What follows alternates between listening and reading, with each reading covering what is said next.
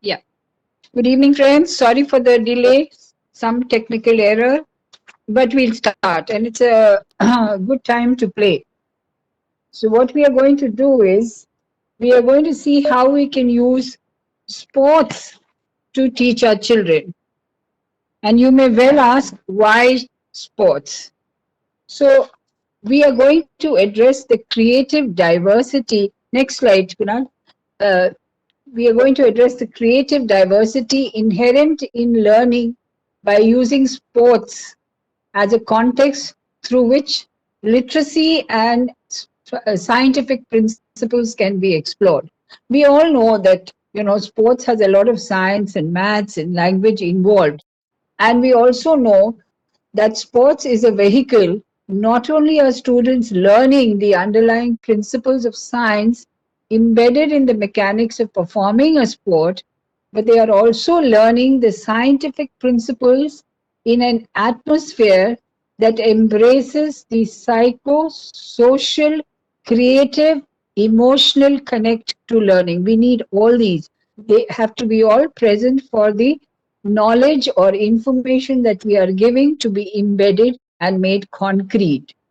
So, for instance, in their everyday life, students learn how to ride a bike or throw a ball or jump. We see smaller students, they can play many indoor games. They play Ludo, snakes and ladder without having anyone teaching them the game. So, instinctively, they learn to add, they learn, addition, numbers, in there, which is embedded in them. It's instinctive. And what we do, we erase all this and we start with a fresh slate. But we are going to see how we can use this inherent instinct of these people, of children, to learn and take on forward the instincts that they already have. Now, why they learn to ride a bike or throw a ball or play some games without being taught is because they are learning these activities in a non competitive and non threatening environment. What happens in a classroom? We expect them to compete, whether it is with others or with yourself, and there is this threat of an examination of pass and fail. So somewhere this block is there.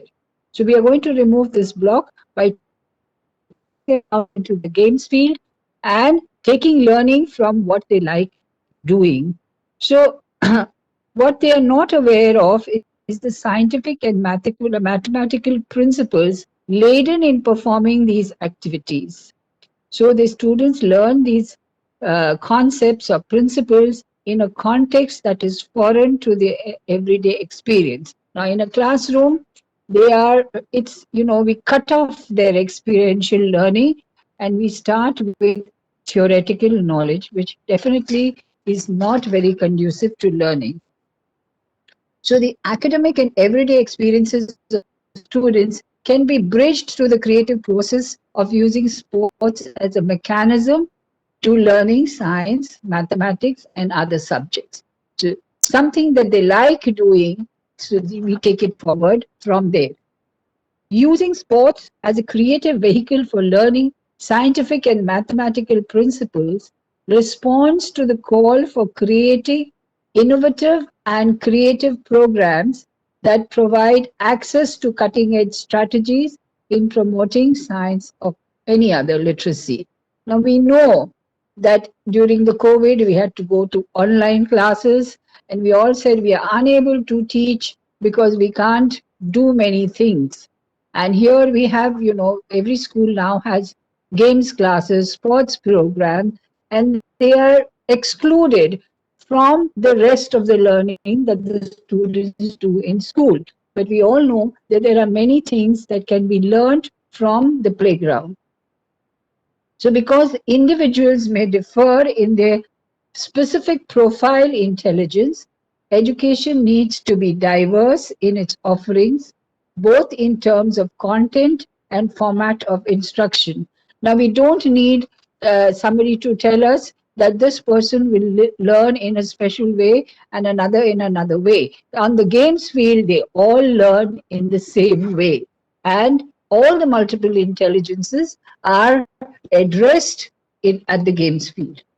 Creativity is the heart of human intelligence, and fostering the development of creativity has increasingly been acknowledged as an important aspect of learning. No more can we have the traditional chalk and talk or the teacher being the boss of the class. We need to find more and more diverse ways to catch the attention of the students. So, development of creativity can be fostered by designing environments, physical artifacts, and learning activities characterized by centeredness on student interests. We There is a saying which says, "If I do not learn the way you teach, teach me the way I learn." And this is what we are doing.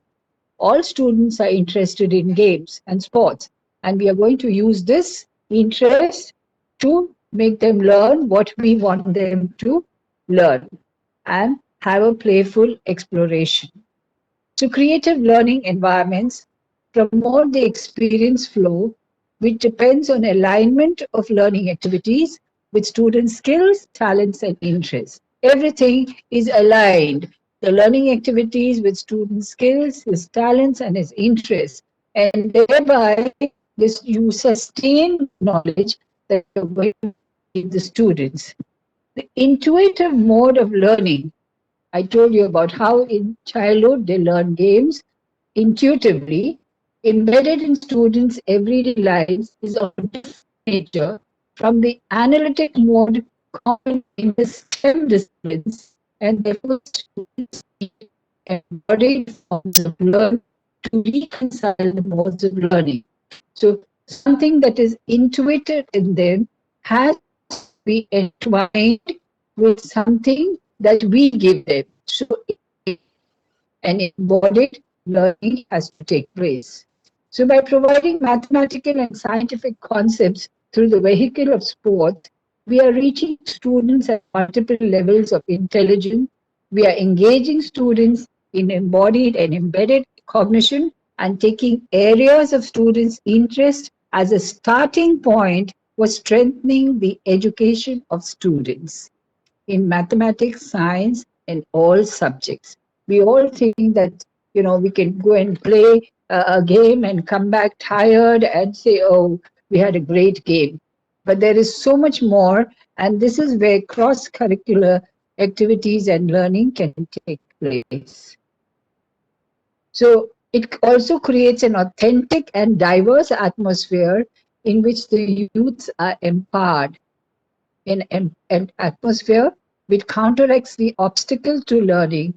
Now, this Adrian, an educationist, which he says when someone with authority of a teacher describes the world and you are not in it, there is a moment of psychic disequilibrium because you cannot connect with what the teacher is saying or doing. As if when you look into a mirror and you see nothing. Now, learning through sports describes a world in which the students see themselves. They connect with what is happening. So let's see how we can use sports. Now, we all say there is science. Sports is a science. Sports is not just a physical activity in school. So when we think of sports and all of this,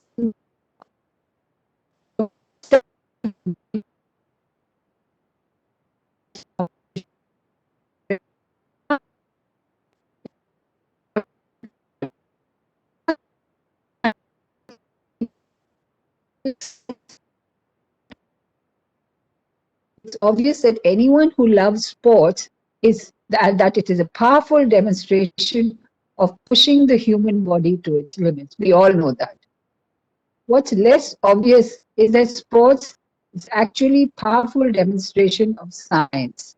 From the cutting edge composite materials packed into racing bikes and tennis rackets to the 17th century mats that bends baseballs through the air, Science is the foundation of almost every sport you care to mention.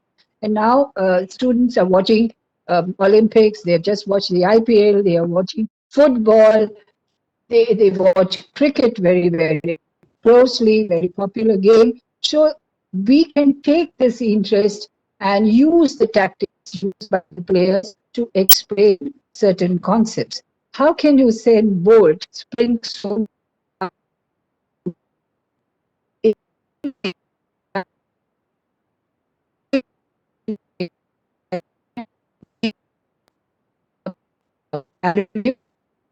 exactly what's happening to a soccer ball if it moves your boot and punches off into the net? The questions that you can ask the student as they are watching a game. Is it possible? What is happening when you're playing? Say when you're playing a game of badminton, how do you do the overhead shots? How do you know what is the force to use to smash? What is the relationship between power and distance, or force and motion?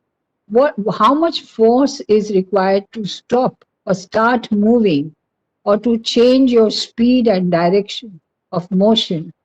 Now, all these you can discuss as they are playing. What is the use of warming up? Now, before every game or before any sport, the teacher says we do some warming up exercise. And after the game, they say, let's do some cooling down exercises. Why should we do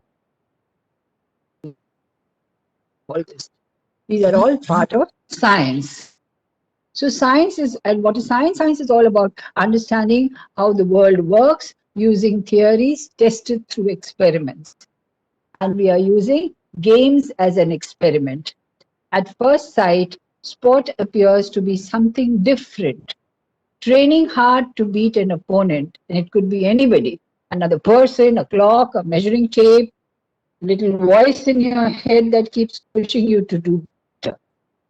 Look into a sport more closely, and soon it becomes obvious that science plays a big part in it. But does that mean that every person who's good in science is a good sports person? No. But concepts of science can be made clear through sports. The human body itself is obviously a scientific miracle that can turn a hearty breakfast into a soccer championship, a record breaking sprint, or a heavyweight boxing title. And nobody can undermine the importance of a hearty breakfast. They say the first meal of the day has to be very nutritious to carry you on from the day. Now, every sports person from different sports has a different kind of combination of breakfast. If it is a sprinter, he has a different kind of combination. If it's a long jump athlete, or a player, a football player, or a cricket player, they all have different combinations of breakfast. Now, why?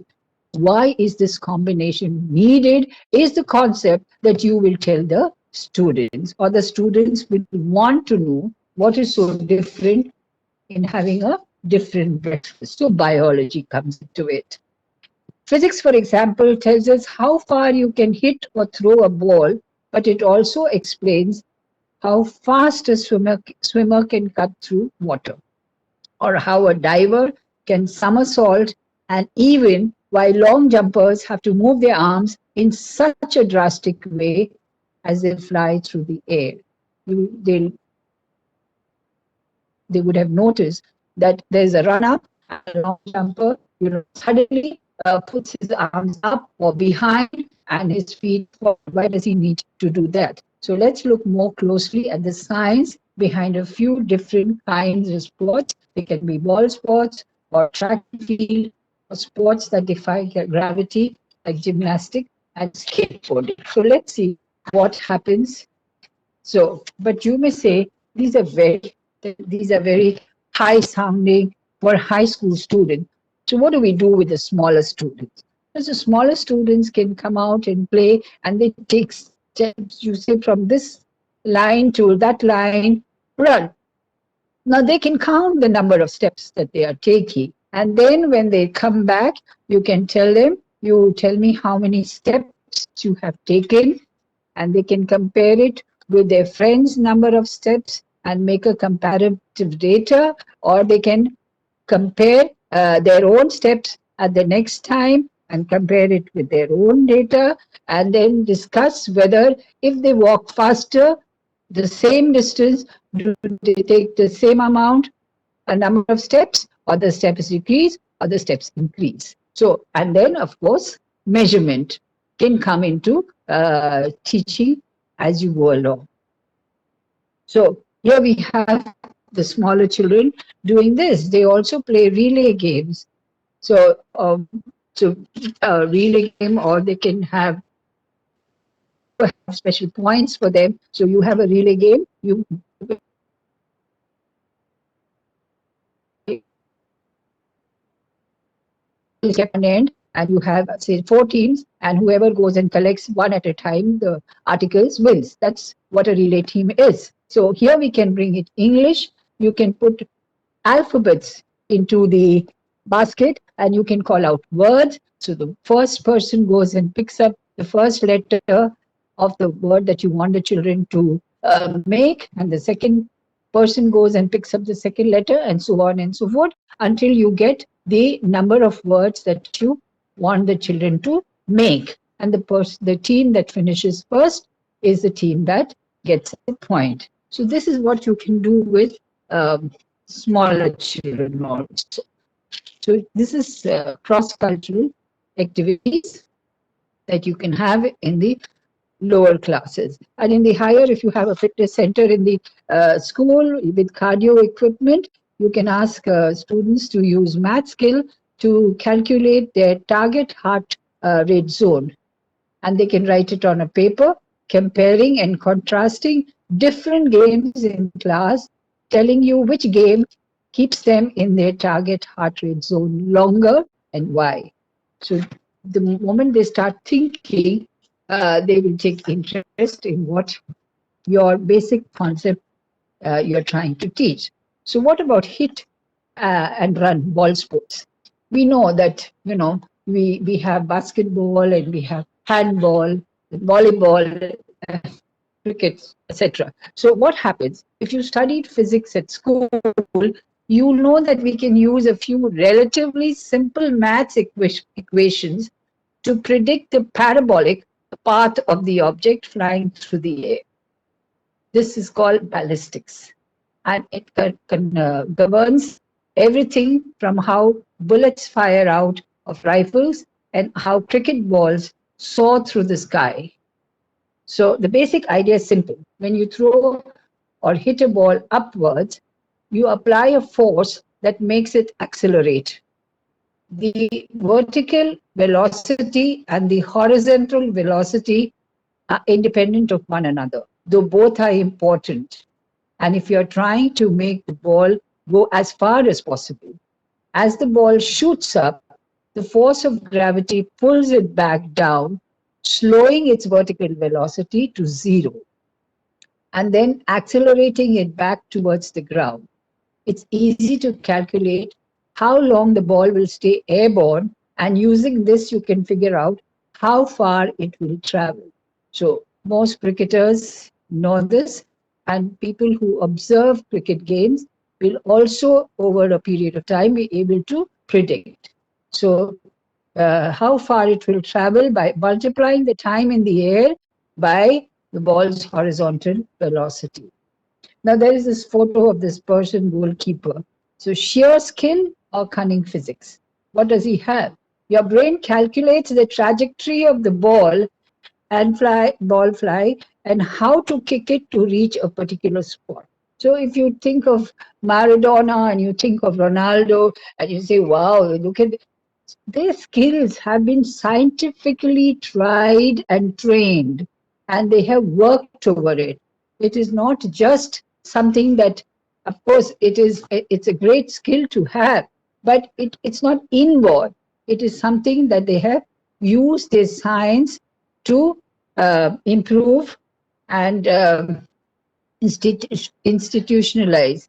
If there are people in the way, you might spin the ball so that it curves through the air and bends around them.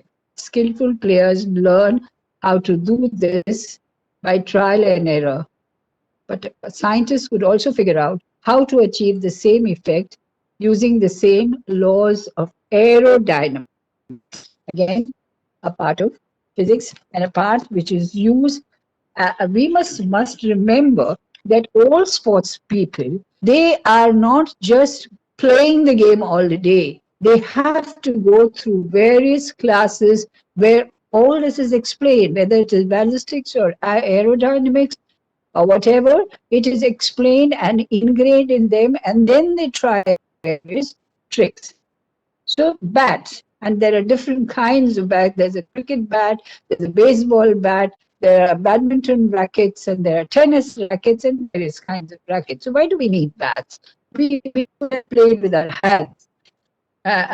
So one of the reasons, of course, we would be breaking all our fingers in a hand if we tried it. Now, the reason for using a bat is that it helps you to transfer energy from your body to the bat. And the design of the bat, that is how long and wide it is, whether it is hollow or solid, or whether the weight is distributed closer to the handle or to the batting end and so on, makes all the difference to how efficiently the energy is transferred. So, for example, a solid wooden baseball bat will have more momentum because of the heavier mass than an identical size but hollow aluminum bat, moving at the same speed. So, if you connect with the ball, you should pass on more energy. Then again, if the bat is lighter, you can move it into position more quickly and swing it faster. So its higher speed should compensate for its lighter weight in helping you to pass on your momentum. So now you must have, you all of us know that Dhoni and Tendulkar and many other players, they begin by playing with a heavy bat, and later on they change to a lighter bat. They change to a lighter bat later on because they have acquired the resilience and the skill and the technique. So that's how bat is, and obviously in rackets also there is the tension of the strings. Now, if what will happen if the strings are not tightened? If it's a loose string, would it have the same effect if you played the game? And then we have play area and surface. There is grass, there is asphalt, there is cement. Now, have you ever noticed why cricket is never played on a hard surface, on a cemented ground? There are some games which are always played on grass or softer ground. So, different sports are played on different surfaces and over different sized area. And that also plays a big part in the balls we used and how they are designed. One reason is because balls made from different materials bounce different heights even on the same surface. So when we play tennis on a grass court or on an asphalt court or on a cement court, the impact is different. The same ball also bounces very differently on different material. You may have noticed how tennis players often specialize in playing particular surface such as clay and salt or grass. Each of these affects the speed and bounce of the ball in a radically different way, with softer clay absorbing more of the ball's energy and effectively slowing down the strokes, and the grass speeding them. Now, you must have noticed that even in cricket, when they say the outfield is slow, that means there is very little grass there. So the ball stops. Now, I'll just touch on golf because golf is a game which not many people play, or golf could have also been played on a tabletop with, pencils, but that's not how it is. Golf is a game people like to play outdoors over long ranges. Now you will notice that the ball has little dimples. Now, because you need to hit with the club And the dimples on a golf ball help it to travel further by reducing the drag even more. So the weight of the ball is very important here. Now, what do world class footballers, cricket and tennis players, basketball champs, and Indian billiard players have in common? An instinctive ability to put a ball precisely where they want it to go, and often where their opponents least expect it. That doesn't mean that just being able to hit or kick a ball as far as possible, but using things like to spin, move to one side. Spinning balls bends because of science, usually something called the Magnus effect. Now, in cricketers, you will see they have overhead bowling, underarm bowling, fast bowlers, spinners, and somebody takes a short run up, somebody takes a longer run up. They all have science behind it. And these can be discussed with students, and they will appreciate not only the science concepts but also the game. Balls with seams and cricket balls that have been finished on, polished on one side, curve through as they fly because they make the air more turbulent on one side than the others. Some things that we need to understand while we are watching a game of cricket. Long jump. So it must be a very simple matter. You just hurl yourself into the air and you hope that you will land at a distance. But if not, if you want to become a gold medalist, as a jumper, you want to achieve is to land your legs as far forward as possible in front of your body. But you can't possibly take off with them in that position. They have to be pushing backward to launch you into the air. So moving either your, there's a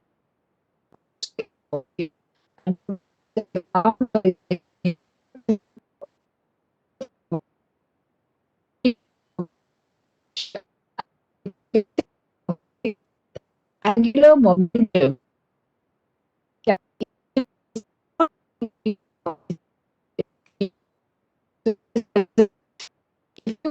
throw your legs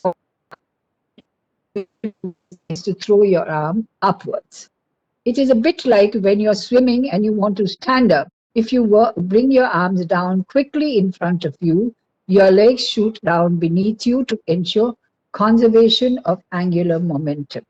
So all this in a game, you can, let them play and then ask questions. What happens if you do this? Or try doing this. Let's see if you can land further or closer. Long jump is all about conservation of energy and momentum. Once you are airborne, there is no way to get any more energy. So the run up is crucial. And more kinetic energy you give your body, the further you go. So that is the importance of a run up, whether it is in long jump or whether it is in cricket or any other game. In mid-air, you can move your legs further forward by bringing your arms around and down. That's how they do it. And that is why the position of the arms is very important for long jump athletes. Now, another one we'll take. Again, it's an example of conservation of energy, pole vault. Next slide. During the run up, your body tries to put in as much kinetic energy as possible. This is vital because once you are airborne, there is no more energy, no more extra energy. And when you stick the pole into the ground, it bends and your elastic potential energy. As the pole straightens, it gives the kinetic energy back to your body. The pole's job is to help you to convert kinetic energy into potential energy and horizontal motion into vertical motion. When you let go of the pole, you're climbing upward, working against the force of gravity. Your body's kinetic energy is gradually converted to potential energy as you climb, which is why you start to slow down. At your highest point, as you cross the bar, your body has maximum potential energy.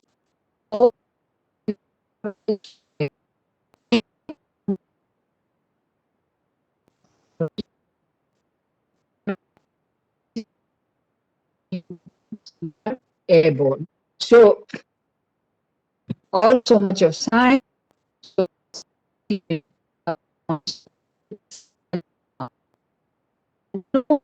Science will turn a clumsy person, at least like me, into a world-class athlete.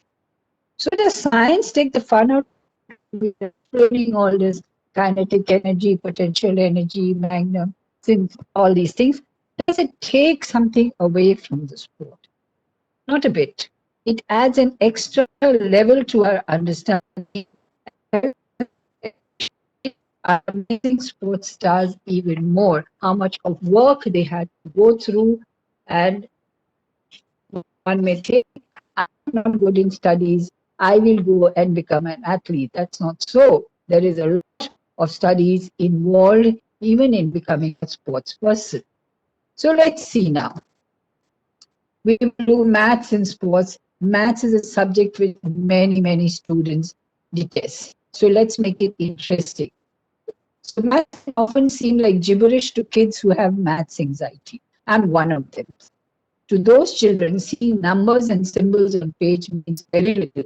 When teaching maths, it's important to give children a basis in reality. So let's see how we can make maths interesting for students. So football, for teaching fractions.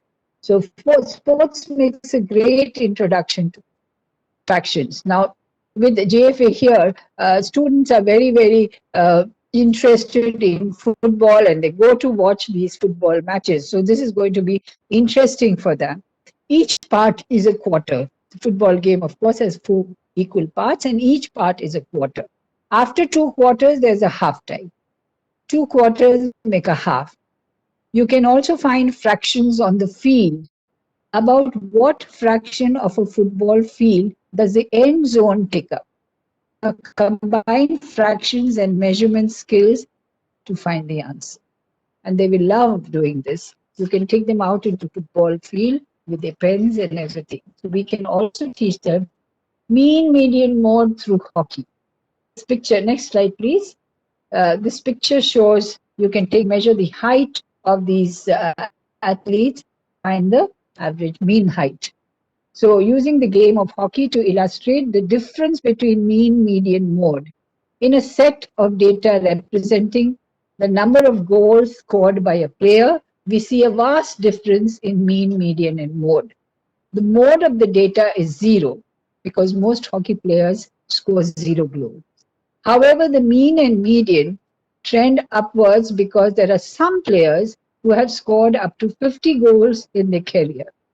This data forms a very easy to understand example of a skewed data and can help students better understand the importance of the differences between mean, median, and mode. Let me tell you, I'm just giving you examples of how you can use various games. I'm sure you will find better examples in your own life and through your own knowledge of the games. Because to get the examples, you have to know the games. Free throws in basketball to teach probability. So this is very easy. Sports statistics determine the probability of a player's success. If you want to know who's the best at something, just look at their stats. Now, NBA free throws percentages show how often a player makes a free throw. A higher percent means more accuracy. However, if you need a larger sample, that means a player needs to take many shots before the percentage accurately predicts their performance. This demonstrates a very important concept in statistics, probability. Finding the percentage of the shots taken and shots made is a great exercise to practice division and converting them into fractions, decimals, and percentages. If your students are baseball fans, batting averages provide similar statistics. So you can use this probability in the game of cricket also. So we can predict whether Virat Kohli is going to make 100 or whether he's going to get out at 50 or so on and so forth. And here it is the geometry behind balls used in various sports. So obviously, you will not play cricket with a football and you will not play football with a cricket ball unless you want to break your feet. Or you will not use a tennis ball to play badminton and vice versa.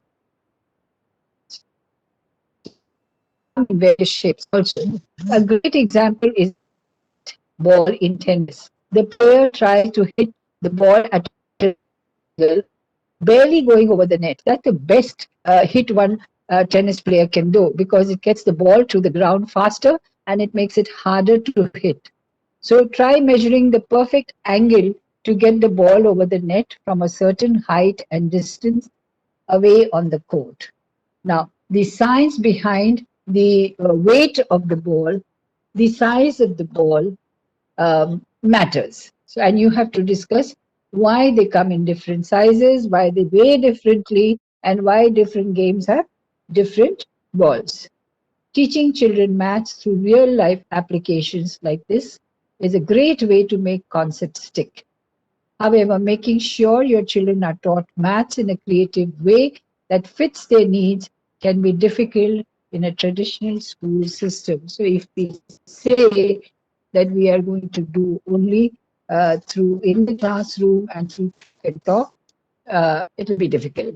So then now how to use, you say, ma'am has just spoken about so many things, but how? I'll quickly go through. So I'm taking an example of how to use Olympics in the classroom. We are all very fond of Olympics. We watch it very closely. And so let's see how you can use it in English. So some ways. Write a diary entry from the point of view of an Olympic athlete. Write a persuasive letter to the IOC to encourage them to choose your country as a location for the next Olympic Games. Create a report about your favorite Olympic sports person. Have a debate with other students in your class to discuss if there should be an Olympic game for children. Create your own Olympic acrostic poem. I hope you know what an acrostic poem is. Now you can use, you write down Olympic vertically or any other word that you associate with Olympic. And for each of those letters, you create a word. So write a newspaper report about amazing day at Olympics. Imagine that you could interview your favorite Olympic athlete. What questions would you ask them? Now, inspirational posters you could make. Write a glossary of Olympic themed word idioms. Now, we have a number of word idioms across the board, as you call in cards, which is equal for everyone. The ball is in your court. Bark up the wrong tree in hunting. Call it off in billiards.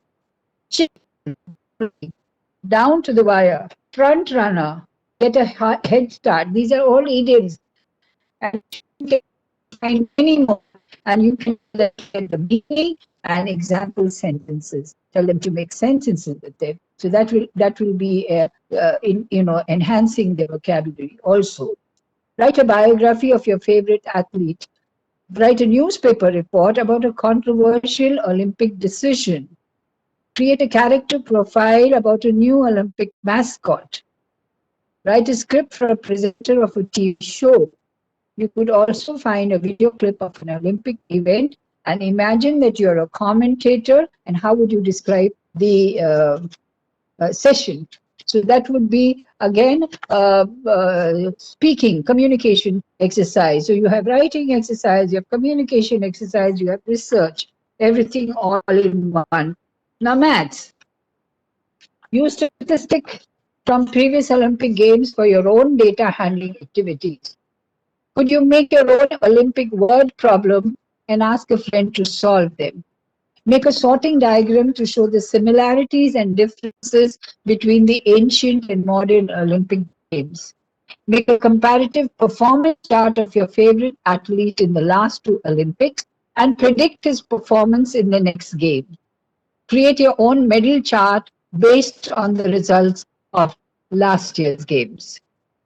Find out the ticket prices of different events. If you had 2000 rupees to spend, how many different events would you be able to attend? Find out the capacity of a range of Olympic stadiums and calculate the maximum ticket sale. Make a countdown chart to the countdown the days to the next Olympic Games. That's maths. There are many more. We have discussed maths earlier, so I'm not giving you anything on ratio and things like that. Science. Plan some healthy meals for the Olympic competitors and visitors. Find out about the human body and the muscles and organs that are used in different Olympic sports. Identify the materials that would keep the Olympic torch burning safely. What will be the impact of playing cricket with a baseball or a tennis ball? Can I play badminton with a tennis racket? Give reasons. Is more effective, a solid wooden bat or a hollow bat moving at the same speed? What is the significance of why do swimmers wear super streamlined bodysuits? We have discussed this earlier. Design a website to accompany the Olympic Games. Create a game in which an athlete has to compete in an Olympic event. Plan and record a video game guide to teach others about your favorite Olympic sport. Create a database that includes information about the countries that have won the most medals at Olympics, or you can do it for Olympic athletes. Design an app to teach about Olympics. Plan and create social media posts. How will the organizer be promoting, reporting on the event during the game? Create a motivational video to encourage the athletes, attendees, and those watching the games at home. Design, technology, and art. Create a model of an Olympic stadium or an Olympic park. Design and make a new Olympic model. Make a model of the Olympic torch. Make an olive leaf crown to award to the winner of an Olympic event. Design some clothing, merchandise to sell at the next Olympic Games. Use a variety of craft material to recreate the Olympic rings logo. Design a new logo. Design a new mascot. You may compose a song to be performed at the opening ceremony. Famous musicians often perform at the opening and closing ceremony. Selection of artists or bands that you would like to perform at the next event. Geography. Use a map to plot the locations of the Olympic Games throughout history. Find out the location of the next Olympics and plan a trip there. How will you get there? How long will your journey be? Create a travel guide based on the location of the next Olympic Games. Plot the route of the Olympic torch as it travels to the location of the Games. Choose a country that is taking part in Olympics and write a report about it. If each student in your class chose a different country, this could be combined into a larger guide. History. Write a report about the history of Olympic Games. When did it begin? When did the modern Olympics start? Create a timeline that shows the main events in Olympic history. Make a list of objects that appear in the Olympic Museum. Could you create some signs to teach people about physical education? Now, physical education, you already have. Your sports itself is physical education, but this is different. Can you plan your own school Olympics event? Which sporting activities will athletes compete in? How will it be organized? Take part in a sports event that takes place at the Olympics. Compare your time or scores to the winning competitors. That will show you where you are and how much more work and training you need. Choreograph a dance to perform at the opening and closing ceremony at the Games. Choose one of the Olympic sports and try to improve your skills. Record your progress using data or video to track your improvements. Create a poster that teaches competitors about good sportsmanship while they are taking part in the Games. So and then globally. Find out the names of Olympic sports in different languages. Create a multilingual guide for visitors to the Olympic Games. So, sports by itself can not only teach you, can be used as a vehicle for teaching science and maths and languages and social sciences. It can also be used to teach skills in values and value education. So, when you're talking about sports, please talk about what is good sportsmanship. When people fight at the game's field, or what does it mean? Suppose you were in the place of that player, how would you feel? Getting reprimanded in before so many people. Is that what is required? So, what exactly does sportsmanship mean to you? So, add value to your classes.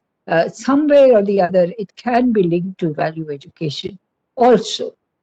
So, I hope that you will use the next time the children get out into the field, you will coordinate with your games teacher that I want to teach this concept to my children. So can I use your class, or can you get me a game with these concepts? And you can do that, and children will enjoy learning something. You're not teaching them while they're playing. You are going to make them observe later on in class. Show a video of them playing and then observe and teach the concepts. Then say why this is wrong or what you should do and why this concept is used. Some children don't eat properly. So I tell them why nutrition is so important or why hydration is so important. Sometimes you see players going off field because of cramps, and that is because of lack of water. So we come to the end of this, and too much of talking by me. I wish to hear from you. So if you have any questions or any feedback, please unmute yourself and ask.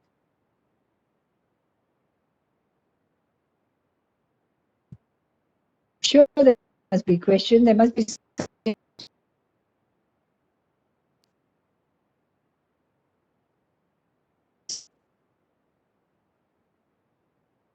You can do it your sports day, cross, or take a turn and make the children play with a different bat and let them experience what is wrong and how a bat makes a difference, or a racket makes a difference, or a ball makes a difference, or a shuttlecock makes a difference, or maybe even the play area makes a difference. And then let them research as to what is the difference. When they discover it themselves, they will feel very happy and enriched. So you could try doing that also. Uh, so maybe you can have a team game against each other and have them discover two things. So maybe you have a football game and tell them to bend it like Beckham. At least they can try, and why Beckham is so popular for that particular way that he plays, or Ronaldo for the particular kick he does, or for that matter, Pele and Maradona, so many of them. Sindhu, if you watch carefully, the distance and the speed and how they have to, how much speed is required and how much to slow down, uh, the distance, the force required in a smash, how they know where to place the shuttlecock. All that is so much of science. It's not just something that happens on the field. It is planned. It is all learned through sessions and sessions, and that is why they go to the academies. The academies don't just teach them the game. There is a lot of theory involved in it, and I don't see why we can't bring that theory into our games field as the children play. So take their intuition, intuitive learning, and build on that. Though it is what we already know and put what we want them to know and how and as we want them to know. Let us take it from their interest, use their interest to teach them something. And I guarantee that if you do it the way they want to learn, the learning will be so much more fruitful. So thank you for so patiently listening to me, and I really sincerely apologize for the delay, some technical error. Thanks to Kunal for his assistance